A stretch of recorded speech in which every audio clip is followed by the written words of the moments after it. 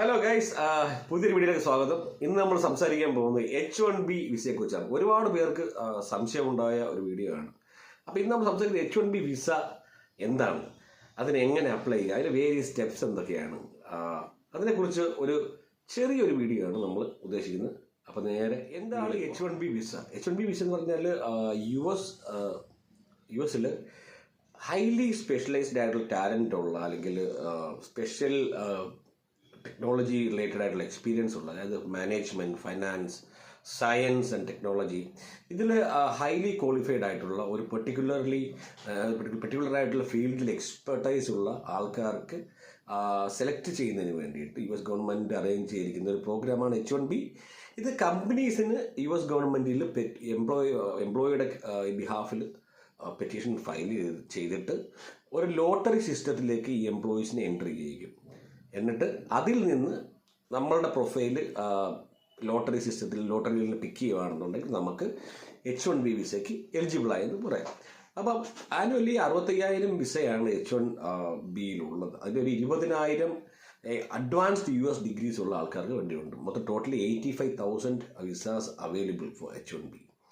അപ്പോൾ ഇതിൽ ആദ്യത്തെ 3 വർഷമാണ് ഇതിൻ്റെ കാലാവധി. വേണമെങ്കിൽ അടുത്ത 3 വർഷത്തെ കൂടെ എക്സ്റ്റെൻഡ് ചെയ്യാം. H1Bയുടെ ഏറ്റവും വലിയ പ്രത്യേകത എന്താ വെച്ചാൽ നിങ്ങൾക്ക് US ചെന്നിട്ട് വേറെ എംപ്ലോയറിലേക്ക് മാറാം. നിങ്ങളെ സെലക്ട് ചെയ്യുന്ന എംപ്ലോയറിൻ്റെ കൂടെ തന്നെ നിങ്ങൾ വർക്ക് ചെയ്യണമെന്നില്ല. നിങ്ങൾ US ഏത് എംപ്ലോയറിൻ്റെ കീഴിലും നിങ്ങൾക്ക് വർക്ക് ചെയ്യാം. അത് മാത്രമല്ല, ഇത് H1B ഉള്ളവർക്ക് ഡയറക്റ്റായിട്ട് നിങ്ങൾ ഗ്രീൻ കാർഡ് പാത്വേയിലേക്കും പോകാം. ഗ്രീൻ കാർഡ് അപ്ലൈ ചെയ്യുക. മെയിൻലി അതിൻ്റെ ഫസ്റ്റ് സ്റ്റെപ്പ് എന്ന് പറഞ്ഞാൽ എംപ്ലോയർ ഈ ലോട്ടറി സിസ്റ്റത്തിൽ നിങ്ങളുടെ ബാലറ്റ് രജിസ്റ്റർ ചെയ്യുക എന്നുള്ളതാണ്. അത് പല രീതികളിലുണ്ട്. നിങ്ങൾ ലിങ്ക്ഡിൻ അല്ലെങ്കിൽ ഏതെങ്കിലും ജോബ് പോർട്ടൽ വഴി എംപ്ലോയറെ കോൺടാക്ട് ചെയ്തിട്ട് നിങ്ങൾ ഡയറക്റ്റായിട്ട് ജോലി അപ്ലൈ ചെയ്ത് എംപ്ലോയർ നിങ്ങളുടെ ആപ്ലിക്കേഷൻ അക്സെപ്റ്റ് ചെയ്ത് കഴിഞ്ഞാൽ എംപ്ലോയർ നിങ്ങൾക്ക് വേണ്ടിയിട്ട് ഒരു H1B ലോട്ടറി സിസ്റ്റത്തിൽ ഒരു $10 അടച്ചിട്ട് നിങ്ങളുടെ എൻട്രി ബാലറ്റ് രജിസ്റ്റർ ചെയ്യുന്നതാണ് ഇതിൻ്റെ ഫസ്റ്റ് സ്റ്റെപ്പ്. ഇത് സെക്കൻഡ് ഓപ്ഷൻ എന്ന് പറഞ്ഞാൽ നിങ്ങൾക്ക് ഏതെങ്കിലും ഒരു H1B ചെയ്യുന്ന ലീഗൽ ഇമിഗ്രേഷൻ ഫേം അല്ലെങ്കിൽ ഒരു ലോ ഫേമുമായിട്ട് നിങ്ങൾ ബന്ധപ്പെട്ടിട്ട് അവരുടെ ഡേറ്റാബേസിലേക്ക് നിങ്ങളുടെ ആപ്ലിക്കേഷൻ സബ്മിറ്റ് ചെയ്യുക എന്നുള്ളതാണ്. നിങ്ങളുടെ പ്രൊഫൈൽ, അത് ബയോഡേറ്റ, ഫോട്ടോ, പാസ്പോർട്ട്, അതുപോലത്തെ കാര്യങ്ങളൊക്കെ, നിങ്ങളുടെ ഡിഗ്രി സർട്ടിഫിക്കറ്റൊക്കെ സബ്മിറ്റ് ചെയ്യുക. അപ്പോൾ അവരുടെ കീഴിലുള്ള അവരുടെ ഡേറ്റാബേസിലുള്ളതും അല്ല പുറത്തുള്ളതുമായിട്ടുള്ള ആ കമ്പനീസിലേക്ക് ഈ ബയോഡേറ്റ മാർക്കറ്റ് ചെയ്യും.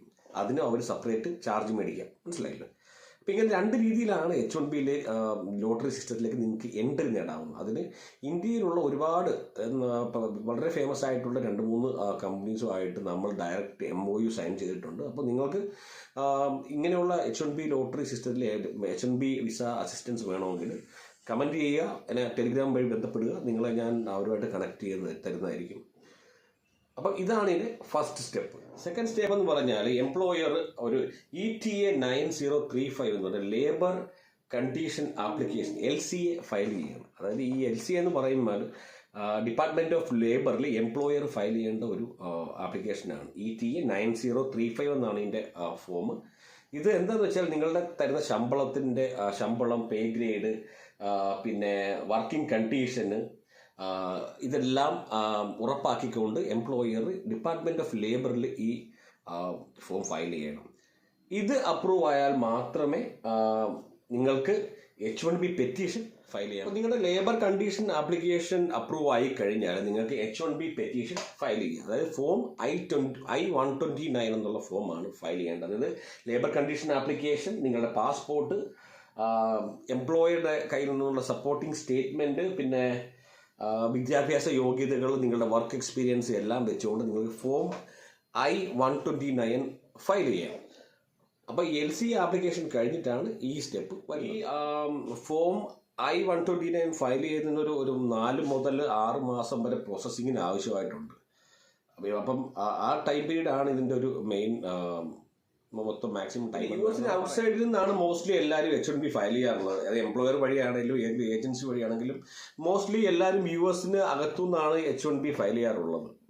US വെളിയിൽ നിന്നാണ് എല്ലാവരും H1B ഫയൽ ചെയ്യാറ്. US അകത്തുനിന്ന് ഫയൽ ചെയ്ത് കഴിഞ്ഞാൽ നിങ്ങളിപ്പോൾ ഫോർ എക്സാമ്പിൾ നിങ്ങൾ B1 B2 വിസയിൽ പോയിട്ട് ഒരു ജോലിക്ക് അപ്ലൈ ചെയ്തു, എംപ്ലോയർ നിങ്ങൾക്ക് H1B തരാൻ റെഡിയായി കഴിഞ്ഞാൽ അത് ചേഞ്ച് ഓഫ് സ്റ്റാറ്റസ് ആകും. നിങ്ങളുടെ visa will be automatically converted to H1B from B1 B2. അതുപോലെ ഇപ്പോൾ സ്റ്റുഡൻറ്റ് വിസയിൽ പോയിട്ട് നിങ്ങൾ പാർട്ട് ടൈം ജോലി ചെയ്ത് അല്ലെങ്കിൽ OPT അല്ലെങ്കിൽ CPT ടൈമിങ്ങിൽ നിങ്ങൾ പിന്നെ H1Bക്ക് അപ്ലൈ ചെയ്തു, H1B കിട്ടിക്കഴിഞ്ഞാൽ നിങ്ങളുടെ F1 വിസ സ്റ്റാറ്റസ് നേരിട്ട് H1Bയിലേക്ക് കൺവേർട്ട് ആകും.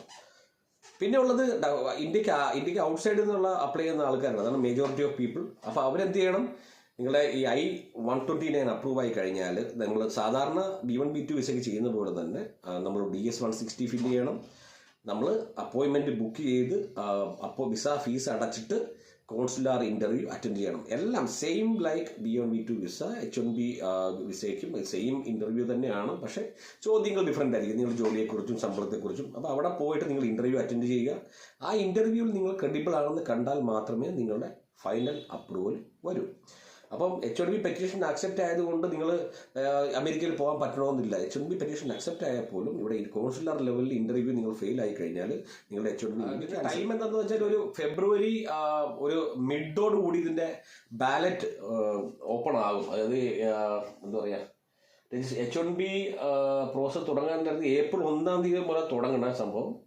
അപ്പം ലോട്ടറി റിസൾട്ട് വരുന്നത് മാർച്ച് 31 ആണ്. അപ്പോൾ ഫെബ്രുവരിയിൽ നിങ്ങൾ പ്രിപ്പയർഡ് ആയിരിക്കണം. അതായത് ജനുവരി മുതലേ പ്രിപ്പയർ ചെയ്താൽ മാത്രമല്ല നിങ്ങൾക്ക് ഒരു എംപ്ലോയറുമായിട്ട് കണക്ട് ചെയ്യാൻ പറ്റുള്ളൂ. അപ്പോൾ ജനുവരി മുതൽ നിങ്ങൾ എംപ്ലോയറെ കണ്ടുപിടിക്കുക, അല്ലെങ്കിൽ പറ്റിയൊരു ലീഗൽ ഫേമുമായിട്ട് മീറ്റ് ചെയ്തിട്ട് നിങ്ങളുടെ റിക്വയർമെൻറ്റ്സ് പറയുക, പ്രൊഫൈൽ സബ്മിറ്റ് ചെയ്യുക, അവരുടെ പൂളിലേക്ക് നിങ്ങളുടെ പ്രൊഫൈൽ സബ്മിറ്റ് ചെയ്യുക. അപ്പോൾ അവർ നിങ്ങൾക്ക് ഒരു എന്താ പറയുക, അവർ നിങ്ങളുടെ പ്രൊഫൈൽ എലിജിബിൾ ആണെങ്കിൽ മാത്രമേ ഇത്തരം ഫേമുകൾ നിങ്ങൾ എടുക്കുകയുള്ളൂ കേട്ടോ. നിങ്ങളുടെ പ്രൊഫൈൽ അവർ മാർക്കറ്റ് ചെയ്യും, വേരിയസ് എംപ്ലോയേഴ്സിൻ്റെ ഡേറ്റാ ബേസിൽ അവർ മാർക്കറ്റ് ചെയ്തിട്ട്. അപ്പോൾ ആ പൂളിലുള്ള ഏതെങ്കിലും എംപ്ലോയർക്ക് നിങ്ങളുടെ പ്രൊഫൈൽ ഇഷ്ടപ്പെട്ട് കഴിഞ്ഞാൽ അവർ നിങ്ങളുടെ പ്രൊഫൈൽ ബാലറ്റിൽ അപ്ലൈ ചെയ്യും. ബാലറ്റ് രജിസ്ട്രേഷൻ ആയി കഴിഞ്ഞാൽ നിങ്ങൾക്ക് ആ ബാലറ്റ് രജിസ്റ്റർ ചെയ്ത് നിങ്ങളുടെ വിസ അപ്രൂവ് ആകും. എംപ്ലോയറെ സെലക്ട് ചെയ്യണം. അങ്ങനെ ഒക്കെ ഉള്ള കാര്യങ്ങളൊക്കെ ഉണ്ട്. അപ്പം നേരത്തെ പറഞ്ഞ പോലെ തന്നെ സ്റ്റെപ്പ് ബൈ സ്റ്റെപ്പ് ആയിട്ട്. അപ്പോൾ ഏകദേശം ഈ മാർച്ച് 31 ഏപ്രിലൊക്കെ ആകുമ്പോഴത്തേക്ക് ഇത് അനൗൺസ്മെൻറ്റ് കഴിഞ്ഞാൽ നിങ്ങൾക്ക് ഇത് 4-5 മാസം സമയം എടുക്കും ഈ ഫോം I-129 പിന്നെ അത് പ്രോസസ്സ് ചെയ്യാനായിട്ട്. അപ്പോഴേ നിങ്ങളുടെ H1B പെറ്റീഷൻ അക്സെപ്റ്റ് ആകത്തുള്ളൂ. അക്സെപ്റ്റ് ആയി കഴിഞ്ഞാൽ എങ്ങനെ പോയാലും കോൺസുലർ ഇൻ്റർവ്യൂ കഴിഞ്ഞിട്ട് നിങ്ങൾക്ക് ഒരു ഒക്ടോബർ ആ സമയമൊക്കെ ആകുമ്പോഴത്തേക്ക് നിങ്ങൾക്ക് അമേരിക്കയിൽ ഫ്ലൈ ചെയ്യാം, ഇൻ്റർവ്യൂ കൂടെ പാസ്സായി കഴിഞ്ഞാൽ. അപ്പോൾ ഇതൊക്കെയാണ് ഇതിൻ്റെ ഒരു H1B ആപ്ലിക്കേഷൻ്റെ ഏറ്റവും മെയിൻ സ്റ്റെപ്സ്, ക്രൂഷ്യൽ കാര്യങ്ങളൊക്കെ ഇതൊക്കെയാണ്. എല്ലാം പറഞ്ഞു ഞാൻ കരുതുന്നു. എന്തെങ്കിലും സംശയങ്ങളുണ്ടെങ്കിൽ നിങ്ങൾ കമൻറ്റിൽ ഒരു കമൻറ്റ് ഇടുക, തീർച്ചയായിട്ടും ഞാൻ റെസ്പോണ്ട് ചെയ്യാം. എനിക്ക് വരുന്ന എല്ലാ കമൻറ്റിനും ഞാൻ റെസ്പോണ്ട് ചെയ്യാറുണ്ട്, നിങ്ങൾ ചെക്ക് ചെയ്ത് അറിയാം. അപ്പോൾ നിങ്ങൾക്ക് എന്ത് സംശയം ഉണ്ടെങ്കിലും ഒരു കമൻറ്റ് ഇടുക, ആ കമൻറ്റിൽ ഞാൻ റിപ്ലൈ ചെയ്യും. അല്ലെങ്കിൽ ടെലിഗ്രാം ലിങ്ക് ഞാൻ എല്ലാ വീഡിയോസിലും വെക്കുന്നുണ്ട്. നിങ്ങൾ ജസ്റ്റ് ടെലിഗ്രാമിൽ ഒരു മെസ്സേജ് ചെയ്യുക, ഞാൻ I will be happy to answer. അപ്പോൾ ഈ H1Bയെ കുറിച്ച് അറിയാനും H1B ഫയൽ ചെയ്യാനും താല്പര്യമുള്ളവർ, ഞാൻ പറഞ്ഞു ബേസിക് ഒരു ഡിഗ്രി ഉള്ളവരൊന്നും ബന്ധപ്പെടേണ്ട. അത് അത്യാവശ്യം അഡ്വാൻസ്ഡ് ക്വാളിഫിക്കേഷൻ, ഇപ്പോൾ ടെക്നോളജിയിലായാലും മാനേജ്മെൻ്റ് ആയാലും സയൻസിലായാലും, ഇപ്പോൾ പറഞ്ഞ പോലെ ഒരു അത്യാവശ്യം PG ഉള്ളവരായ നല്ല എക്സ്പീരിയൻസ്, ഉദാഹരണത്തിന് ഒരു MBA കഴിഞ്ഞ ഒരു HR മാനേജർ പോസ്റ്റിലുള്ള ആൾക്കാർ, ഒരു സീനിയർ എഞ്ചിനീയർ ലെവലിലുള്ള ആൾക്കാർ, അല്ലെങ്കിൽ ഒരു സീനിയർ മാനേജ്മെൻറ്റ് ലെവലിലുള്ള ആൾക്കാർ, അങ്ങനെയുള്ള ഒരു പൊസിഷനിലുള്ള ആളുകൾ കോണ്ടാക്ട് ചെയ്യുക. കാരണം അവരുടെയൊക്കെ പ്രൊഫൈലിന് ഒരു നമുക്കൊരു പുഷ് ചെയ്യാൻ പറ്റുള്ളൂ. പിന്നെ നിങ്ങളുടെ പ്രൊഫൈൽ പുഷ് ചെയ്യുന്നതിൻ്റെ കൂടെ മനസ്സിലായി ഇതിന് ചിലവുള്ള ഏർപ്പാടാണ്, പൈസ മുടക്കമുണ്ട്, വെറുതെ അല്ല. കാരണം ഇത് നമ്മൾ കണക്ട് ചെയ്യുന്ന ലീഗൽ സർവീസ് ഫ്രെയിംസ് ആണെങ്കിലും അവർ നല്ല രീതിയിൽ നിങ്ങൾ പൈസ ചാർജ് ചെയ്യുക. അറൗണ്ട് ഈ പ്രോസസ്സിങ്ങിന് മാത്രം അറൗണ്ട് ഒരു $5,000 to $6,000 ആവും. അവർക്ക് കറക്റ്റായിട്ട് അറിയില്ല. നമുക്ക് ഇവർക്ക് നേരിട്ടുള്ള പിന്നെ ഒരു MOU നമ്മളൊക്കെ സൈൻ ചെയ്തിട്ടുണ്ട്. പക്ഷേ നമുക്ക് അവർ കൃത്യമായിട്ടൊരു എമൗണ്ട് നമ്മൾ പറയുന്നില്ല. എന്നാലും ഒരു $5,000 to $6,000 ആവും ഇത് അപ്രൂവൽ വരെ, H1B അപ്രൂവൽ വരെ. അപ്പോൾ പിന്നെ വേറെന്ന് പറയുന്നത് കമ്മ്യൂണിക്കേഷൻ ഈസ് റിയലി നീഡഡ്. നിങ്ങളുടെ നമ്മുടെ ഈ ലോയേഴ്സ് നിങ്ങൾക്ക് പറ്റിയ എംപ്ലോയറെ കണ്ടെത്തി ഇൻ്റർവ്യൂ അറേഞ്ച് ചെയ്ത് ആ ഇൻ്റർവ്യൂ നിങ്ങൾ പാസ്സാവണം. എന്നാൽ മാത്രമേ ഈ ഇൻ്റർവ്യൂ പാസ്സായാൽ മാത്രമേ നിങ്ങളെ H1Bയിലേക്ക് ബാലറ്റിലേക്ക് ഇവർ റെക്കമെൻഡ് ചെയ്യത്തുള്ള എംപ്ലോയർ. അപ്പോൾ കമ്മ്യൂണിക്കേഷൻ ഇസ് റിയലി മാൻഡേറ്ററി. അത് US-ലുള്ള ഒരു ഇൻ്റർവ്യൂ ബോർഡുമായിട്ട് സംസാരിക്കാനുള്ള കമ്മ്യൂണിക്കേഷൻ B1 B2 പോലല്ല. ഈ ഇൻ്റർവ്യൂ അതായത് ഡയറക്റ്റ് ജോബ് റിലേറ്റഡ് ഇൻ്റർവ്യൂ നല്ലോണം പാസ്സാകണം, നമുക്ക് പെർഫോം ചെയ്യാൻ കഴിയണം. അല്ലെന്നുണ്ടെങ്കിൽ നമ്മളെ തട്ടിക്കളയും. സോ ഗുഡ് കമ്മ്യൂണിക്കേഷൻ, അതായത് എക്സലൻറ്റ് കമ്മ്യൂണിക്കേഷൻ സ്കിൽസ് വേണം. ബേസിക് അല്ല, നമ്മുടെ ഒരു ഇൻ്റർവ്യൂ ഹൈലി പ്രൊഫഷണലായിട്ട് പെർഫോം ചെയ്യാൻ പറ്റുന്ന രീതിയിലുള്ള കമ്മ്യൂണിക്കേഷൻ വേണം. എങ്കിൽ മാത്രമേ ഇറങ്ങി പുറപ്പെടാവൂ. ഇല്ലെന്നുണ്ടെങ്കിൽ നിങ്ങൾക്ക് കമ്മ്യൂണിക്കേഷൻ ഇമ്പ്രൂവ് ചെയ്തിട്ട് ട്രൈ ചെയ്യാമെന്ന് മാത്രമേ പറയാനുള്ളൂ. അപ്പം ഓൾമോസ്റ്റ് എല്ലാം ഞാൻ പറഞ്ഞിട്ടുണ്ട് ഇതിനെക്കുറിച്ച്. അപ്പോൾ നിങ്ങൾക്ക് എന്തെങ്കിലും സംശയങ്ങളുണ്ടെങ്കിൽ കമൻറ്റ് ഇടുക. നിങ്ങൾ എത്ര സോൾഡ് ആയിട്ടുള്ള ബാക്ക്ഗ്രൗണ്ടുള്ള അല്ലെങ്കിൽ ക്വാളിഫിക്കേഷനുള്ള ആളുകളാണെന്നുണ്ടെങ്കിൽ നിങ്ങൾ അതിനെ ബന്ധപ്പെടുക. ഞാൻ നിങ്ങളെ ലീഗൽ റെപ്രസെൻറ്റേറ്റീവായിട്ട് കണക്ട് ചെയ്ത് തരാം. അപ്പോൾ all the very best guys. Thank you so much watching. ഇനി അടുത്തൊരു വീഡിയോ ആയിട്ട് നമ്മൾ വരുന്നുണ്ട്. കാരണം ഇനി ഒരുപാട് ഇപ്പം മെയിൻലി നിങ്ങൾക്ക് എന്തിനെക്കുറിച്ചാണ് അറിയേണ്ടതെന്നുള്ളതിനെക്കുറിച്ച് നിങ്ങളൊരു കമൻറ്റ് ഇട്ടാൽ മതി. ഇന്ന കാര്യത്തിലൊരു വീഡിയോ ചെയ്യണം ബ്രോ എന്ന് പറഞ്ഞാൽ തീർച്ചയായിട്ടും ചെയ്യും. കാരണം എനിക്കും അത് സഹായമാണ്. കാരണം എനിക്ക് കണ്ടൻറ് ഐഡിയാസ് കിട്ടാനായിട്ട്. അപ്പോൾ നിങ്ങൾക്ക് എന്തെങ്കിലും സംശയം ഉണ്ടെങ്കിൽ എനിക്ക് ഇന്ന കാര്യത്തെക്കുറിച്ച് ഒരു വീഡിയോ ചെയ്യാമോ എന്ന് ജസ്റ്റ് ഒരു കമൻറ്റ് ഇട്ട് കഴിഞ്ഞാൽ വളരെ ഉപകാരമായിരിക്കും. അപ്പോൾ thank you again for watching guys. Have A very good day. All the very best.